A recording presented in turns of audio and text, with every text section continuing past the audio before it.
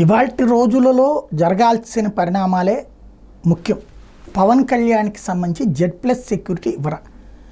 ఆయనకి ఇంతకుముందు టూర్ వెళ్ళినటువంటి సందర్భంలో ఇబ్బంది పడ్డటువంటి సంఘటన, అట్లాగే తాజాగా తను చంపేస్తానని హెచ్చరికలు. అవి పిచ్చోళ్ళు విగ్రహాలనే ధ్వంసం చేయగలిగారు, గుళ్ళనే కూలగొట్టగలిగారు, భావోద్వేగభరితమైనటువంటి అట్లాంటిది మనుషుల మీదకి వెళ్ళరా?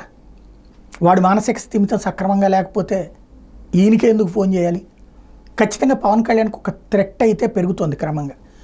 ఎప్పుడైతే హిందుత్వ సనాతన ధర్మం అనే పాయింట్ రైజ్ అవుతుందో దాని మీద విద్వేషంతో రగిలిపోయే ఒక బ్యాచ్ ఉంటారు. ఆ బ్యాచ్ చాలా ప్రమాదకారులు. వాళ్ళు మానసిక దౌర్బల్యంతో ఉండేటటువంటి వాళ్ళు ఏదైనా చేయడానికి సిద్ధపడేటటువంటి వాళ్ళు.